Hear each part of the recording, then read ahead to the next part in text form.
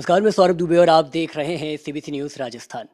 CBC news के चुनावी सफर में हम आपको एक बार फिर लेकर आए हैं डूंगरपुर के निवर्तमान सभापति के गुप्ता के पास। आइए इनसे खास बातचीत करें और जाने डूंगरपुर और डूंगरपुर की जनता से जुड़े कड़े सवाल। मेरा सबसे पहला सवाल आपसे ये होगा कि आखिर क्यों भाजपा की चुनावी बैनरों में, चुनावी रैलियों में, चुनावी बैठक में आपका चेहरा नहीं दिख रहा? क्या आपको बुलाया नहीं जा रहा या आप खुद नहीं जाना चाहते?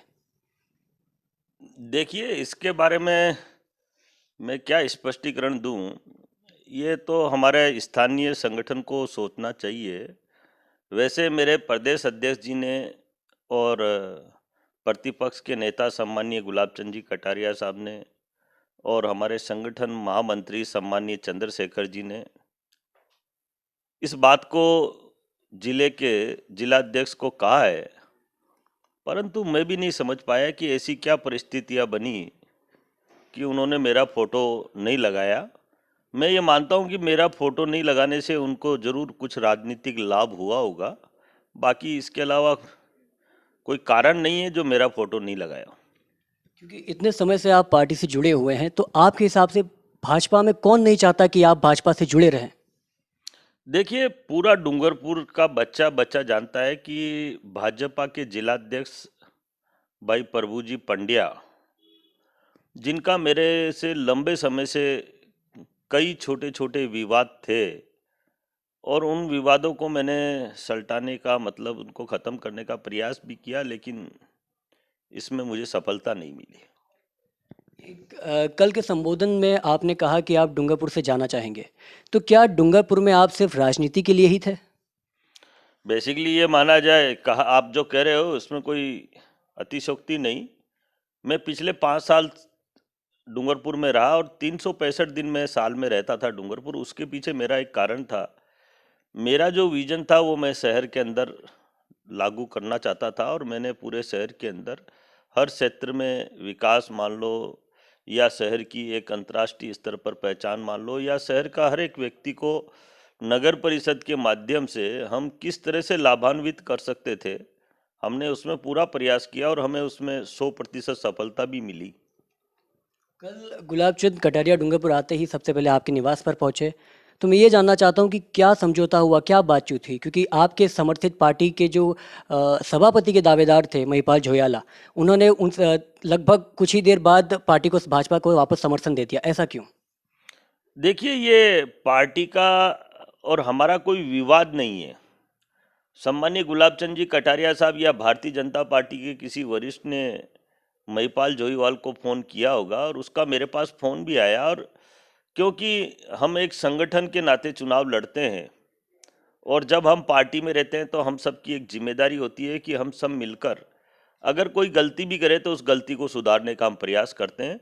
और महिपाल जोईवाल जो निश्चित रूप से हमारे टीम का एक अच्छा मेंबर था और उसने पिछले 5 साल हमारे साथ मिलकर बहुत अच्छे काम किए और उसको काम का अनुभव भी था और वो चाहता था कि मुझे पुनः टिकट मिले, और किसी भी कारणवश पार्टी उसको टिकट नहीं दे पाई और उसने निर्दलीय फार्म भरा था। अब उसने किसकी बात पर आकर ये फार्म विड्रॉ किया, लेकिन हाँ, ये जरूर है कि वो संगठनात्मक दृष्टि से हमारे सम्मानीय गुलाब चंद जी कटारिया साहब की एक बात पर उसने फार्म विड्रॉ करने का जो निर्णय लिया, मैं उसका स्वागत करता हूँ। क्या ये भी कहा जा सकता है कि महिपाल जोयाला आपके सबसे नज़दीक थे, तो क्या आपके कहने से वो वापस भाजपा में जुड़े हैं?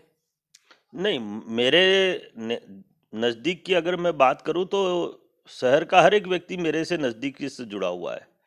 और खाली महिपाल जोईवाल ही नहीं, ऐसा शहर का कोई व्यक्ति नहीं है, चाहे वो पार्षद हो, चाहे पार्षद नहीं भी हो, चाहे भावी पार्षद हो, शहर के ज़्यादातर लोग मेरी बात को मानते हैं और मुझसे जुड़े हुए हैं।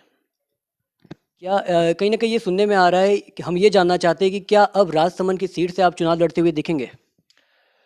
देखिए, पार्टी मुझे कहीं भी चुनाव लड़ाएगी या मुझे कहीं भी उपयोग करेगी, ये निर्णय पार्टी का निर्णय, ये मेरा नहीं। और मुझे अगर मौका देती है तो निसंदेह मैं पीछे नहीं हटूंगा और मैं हर संभव नहीं असंभव प्रयास करूंगा।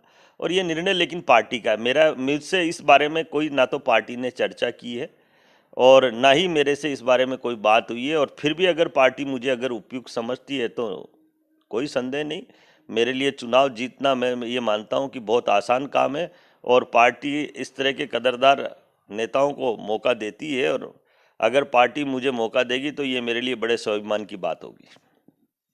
आखिरी सवाल ये होगा कि क्योंकि आप अब डूंगरपुर छोड़ने का मन बना चुके हैं, तो क्या आप भाजपा से भी जुड़े रहेंगे या भाजपा से भी इस्तीफा देंगे? देखिए, मैं भाजपा का सिपाही हूँ और रहूँगा, क्योंकि मैंने पहले ही स्पष्ट कर दिया, अगर मैं भाजपा का नहीं होता तो मैं चुनाव लड़ता यहाँ और लड़वाता चुनाव, लेकिन भाजपा का होने के नाते मैंने ना तो चुनाव लड़वा और ना ही किसी को चुनाव लड़वाया, इसलिए मैं भाजपा का ही हूँ और भाजपा का ही रहूँगा। सीबीसी के साथ जुड़े थे डूंगरपुर निवर्तमान सभापति के गुप्ता, जिनसे हमने खास मुलाकात की और बातचीत की और जाना कि क्या कुछ वजह है और क्या कुछ कारण है डूंगरपुर छोड़ने की। इसी के साथ कई सारे अन्य सवाल। सीबीसी का चुनावी सफर आगे यूं ही बढ़ता रहेगा। मेरे सहयोगी शाहिद खान के साथ मैं सौरभ दुबे, सीबीसी न्यूज़ के लिए।